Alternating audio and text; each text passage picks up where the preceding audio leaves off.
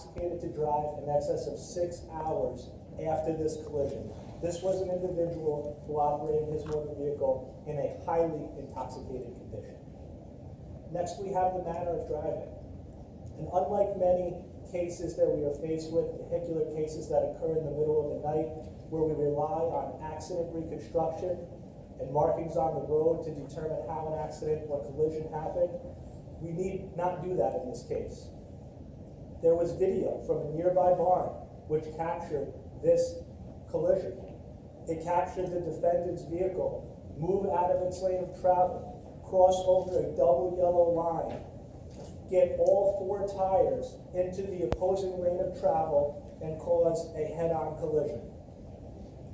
Because of a bend in the road, as Jason approached, he had no chance to avoid it. This manner of driving is the very definition of interfering with the free and proper use of the roadway. And not only did it endanger Jason's life, it took it.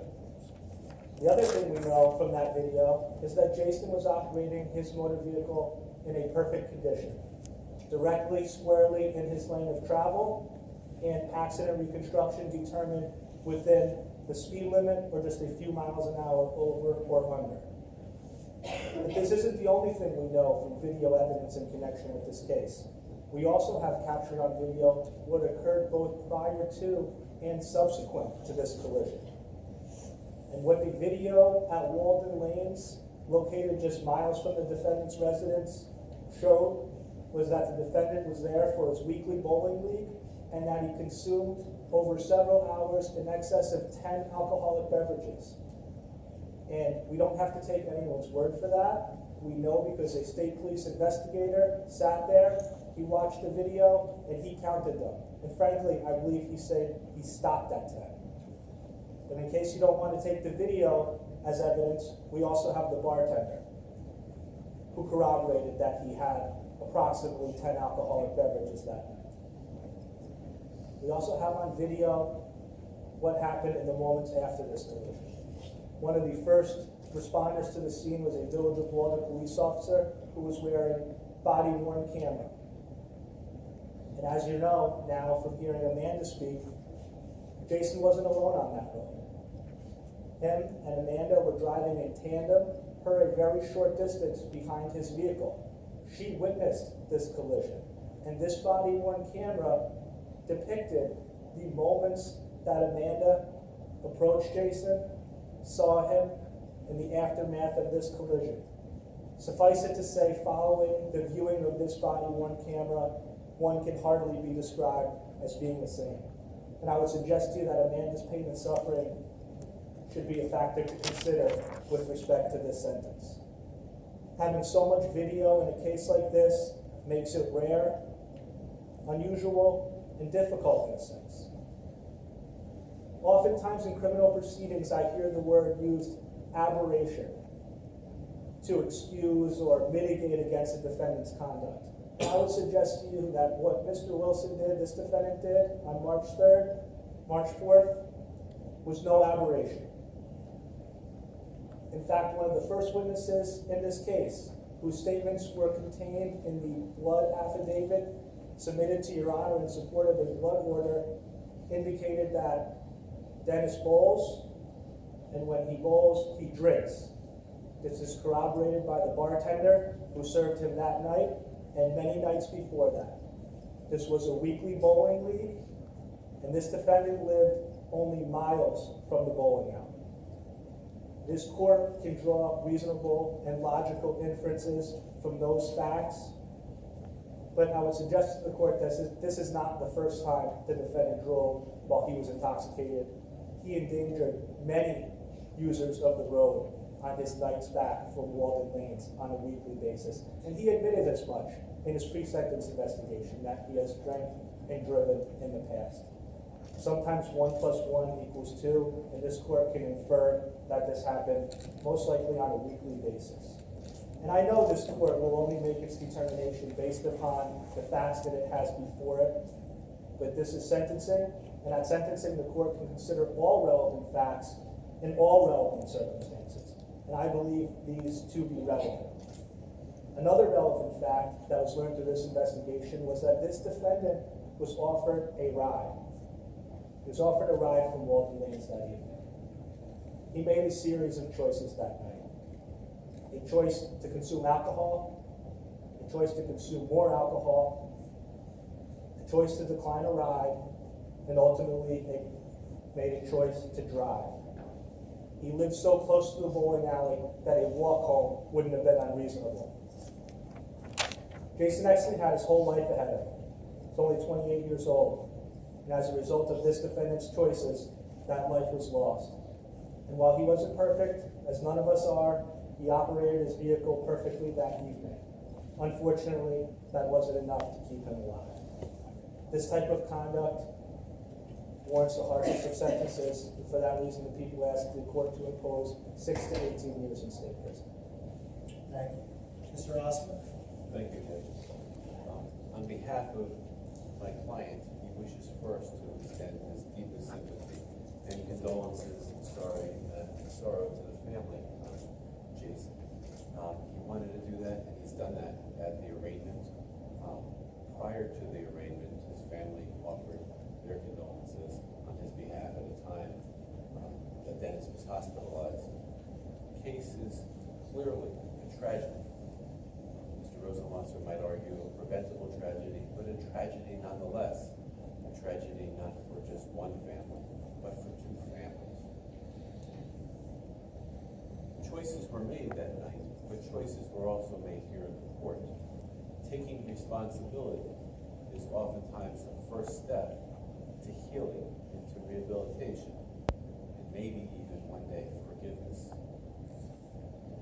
Not a day goes by that Dennis doesn't relive the events that led to the incident, but the actual incident itself Dennis has no recollection of, and that's a blessing and that's a curse. He doesn't remember the exact point of impact. He doesn't remember anything about being in the bowling alley. And he tries and he reflects back upon it, but he doesn't really remember. Now, the court could say that someone admits what they can't deny and denies what they don't want to admit. But in this case, never has there ever been a case in my career that had so much video footage. But the question is the interpretation. Now, some people are generous, they go, and some people are stingy, and they stay. And what I mean by that specifically is, it seems that one aggravating factor is the consumption of 10 alcoholic beverages or the purchase, and the investigator viewed that video. The court should know Dennis told me that from his recollection, he bought drinks for other people, and some other people bought drinks for him. The very nature of the statute, aggravated vehicular homicide, that my client pled to requires a 0.18 blood alcohol level. That's the requirement as I understood it, and my client never denied what his blood alcohol level is. Never has there been a case that so many people on both sides of the court have lost sleep on. And I use that term because even the court lost sleep because it was called in the middle of the night to sign a warrant for the blood that was ultimately taken. Now, there was no effort on the part of my client once all the evidence was spread out and determined to be unfavorable. There was no effort to shy away from his sense of responsibility. He did not dispute what his level was, although as I understood it, the court issued warrants for non-forensically taken blood samples in the first instance, and in the second instance, one that had a chain of custody that yielded a 0.09 reading. As the people argue, maybe the reading was higher. As the defendant would probably argue, had this case gone to trial, maybe the reading was lower. There was no retrograde extrapolation expert to determine what the exact blood alcohol level was at the time of the crash. And Dennis describes his situation to the probation officer as literally waking up to a nightmare. Now, there's the adage that the person who's drunk never gets hurt. The court should recognize while Dennis's injuries pale by comparison to a loss of life, he did sustain serious injuries of his own, necessitating the court to conduct an arraignment at the bedside in the hospital. Those injuries are a reminder of the wrongful conduct that Dennis engaged in that night. And there's been a lot said about drinking and driving and how that's wrong. And the court recognizes that it's driving while impaired or intoxicated that is the offense. And in this case, the more serious offense being driving at that high level. But the statute carved out a sentencing outline and guideline that allows the latitude in just such cases. Now, what has Dennis done to ensure that something like that won't happen in the future? Well, the Department of Motor Vehicles has taken his driving privileges, and it'll probably be a very long time before Dennis Wilson will ever drive a car again, if ever. But on top of that, there are Leander's Law restrictions that have to be implemented by statute, and also the treatment that he received. Now, the court placed Dennis under ROR supervision. He did his best during that time period, and he reported to his ROR officer and submitted proper papers to his, also with his ROR probation officer, and during his weekly contact as directed by the court. He also took seriously his obligations to Catholic charity. He also suffered a mental condition as a result of this, necessitating psychiatric care for his sorrow, for his anxiety, and for his fears. Mostly relating to how he could move forward knowing what he had done. And the court has in its possession a number of letters of reference that are very relevant and telling. Dennis has a great deal of love for the community in which he lives, and knowing that he'll be taken from that community is one of the greatest punishments of all. He's active in community affairs. He was a Little League and a T-ball coach for youngsters in the community. He worked for the Village of Walden, the Recreation Department. He's a volunteer fireman, taking all the classes necessary, rising to the level of a captain in that fire department, doing so many things right on so many days. I guide the court to the letter of Chaplain Reverend Jim Howell, a well-known individual in the community and the county, who speaks of all the good things that he, Dennis, has done in the community as a firefighter. Also, getting back to Catholic Charities, Dennis has done everything in that time period allowed, and while he is in the very early stages of recovery, he has a good prognosis for being able to get past the problem that he has.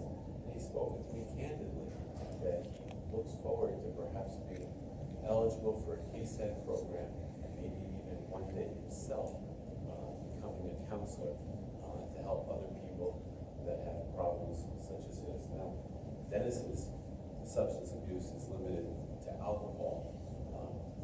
All the tests bear that out.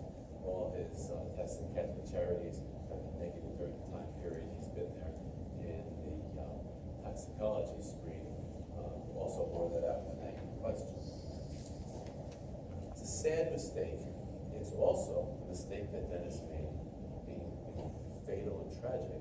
It's also consistent with a person who falls asleep at the wheel. Clearly, this case was compounded by the consumption of alcohol, but for the level of impairment or intoxication, it's completely consistent with falling asleep at the wheel, the net effect being the loss of life to Jason Exley. Sad as it may be, everybody has to move forward, and no one wants to be here today. There is no one in this room that wants to be here, but everyone has to be here mentioned to the court, not by way of mitigation, but there are three factors, and never is it Mr. Wilson's intention to blame the victim, but in no way would the record be complete if there wasn't some discussion of the three factors in this case. And it appears, and sadly, notwithstanding the fact that Mr. Exley was right where he was supposed to be in his lane of travel, the reports from the police indicate that he did not have a license to drive a car legally on the day and time of his passing. There was some toxicology and a positive toxicological screen that was furnished to me during the course of discovery relating to the decedent. And lastly, there was a unilateral decision made not to engage in any resuscitating efforts to help Jason Exley in any way whatsoever at the scene. Those are questions that no one could ever answer today. Things would be different if. But they are factors that, had this case gone to trial, would have been thoroughly explored. Now, this case didn't go to trial because Dennis Wilson took responsibility for his crime. He willingly, openly, knowing what the consequences are, knowing the long degree of separation that he faced from his family, took his responsibility. He spared the family the ordeal of sitting here literally day in and day out, hearing the testimony, seeing the evidence, by taking responsibility. And that's a step toward his apology to the family. It's a further step towards his asking the family for forgiveness that may or may not come one day in the future. But today he knows that he's going to embark upon a journey. The statute, the sentencing outlines are specifically crafted with cutoffs, and they make reference to conduct, they make reference to death, and they make reference to blood alcohol levels. I am suggesting to the court that although punishment and a punishment sentence of incarceration is required and warranted and was promised, that such a sentence is merely the first step, because in an indeterminate sentence, there's always that parole portion of the sentence where rehabilitation may occur in a community-based setting. And I understand this is an indeterminate sentence. This sentence, within the guidelines of what was pled to, is sad and tragic, but it shouldn't affect the conscience of the court, because these are the guidelines. And what has happened here is an incident, an accident, a preventable event, but not something that two families should lose the life of their loved ones for. And effectively, incarcerating Dennis is punishing the family of the defendant as much as the family of the victim has been punished by the loss of life. Dennis wants to turn and tell the family how sorry he truly is, and hopes in his heart that they will forgive him one day. He doesn't have a lot to say, but he certainly wants that to be known, particularly today. There's always that move where when you see the family in the courtroom, you don't want to upset the apple cart. And upon my advice to him, he didn't previously ever walk up to any family members, extend a hand, or even speak to them while he stood there quietly and politely and solemnly on each and every prior court appearance. But today is the day that he will speak and say that he is sorry. I'm thinking, Your Honor, to fashion a remedy that's fair, that's just. Everybody trusts the court's judgment. The court has a part of its job because it has to balance all of the equities and inequities. Certainly, Dennis kept his promise to the court. suggesting to the court he did more than he was supposed to do, but he couldn't turn back the hands of time. Thank you. Thank you, Mr. Osmond. Mr. Wilson, the law affords you an opportunity to be heard before and post-sentence. You're not required to say anything, but if you do want to say something, now would be the time to say it. I would like to respectfully and sincerely apologize to the family of Mr. Anderson. Anything further? Judge, can I address one matter before the court imposes sentence? Yes. At the time of plea, a reference was made by defense counsel to certain calibration certificates in connection with the machine that was used to analyze the blood. I only belabor the court because it was placed on the record at plea, and I want our sentencing minutes to be replete. Those documents were turned over to defense counsel along with all supporting documentation from the lab well in advance of today's date. Mr. Osmond. Judge, I appreciate counsel's indicating they were well in advance of today's date, but they were well after the plea date. But Mr. Rosenwasser kept his word, and for that I have a full red well of documents that I poured over studying in connection with the matter. Thank you, and I acknowledge this. Very good, thank you. So, one of the things that's important for me to put on the record, everyone refers to a life being lost. And what's more important from this court's perspective is, while a life was certainly lost, it's more important that we recognize that a life was taken. It's not just a matter of a life being lost. Someone took that life. It wasn't a heart attack. It wasn't cancer. Not that I'm belittling those things. But it was someone that was otherwise, to this court's knowledge, a healthy young man whose life was taken. And while the defendant in this case did have an opportunity to speak in his pre-sentence investigation report and indicated that he thought, while he recognized the severity of his actions, he thought when asked about what should happen to persons who commit a type of crime like this, he indicated they should be put through a program for an alcohol problem and given a second chance to prove they can do better. Now, because of the significance of this case, as well as the life being taken, that's not something that's reasonable. It's not something that's appropriate. And it's not something that's legal under the law. Because the law recognizes under circumstances like this that state prison is mandatory. And candidly, it should be mandatory in a case like this. Now, I had indicated that I would cap my sentence at an indeterminate period of 5 to 15 years. And there's been nothing in the pre-sentence investigation report that I could construe that would be a violation of any promises that this defendant made at the time of his plea. And so as such, I'm constrained to a maximum of 5 to 15 years. And I will adhere to the promises that I made at the time of the plea, as the defendant has adhered to the promises he made at the time of the plea. One thing that I think is important to note, and I appreciate the comments of both counsel in connection with this case. Mr. Osmond indicated that no one wants to be here today. And that's true of everyone except for Jason Exton.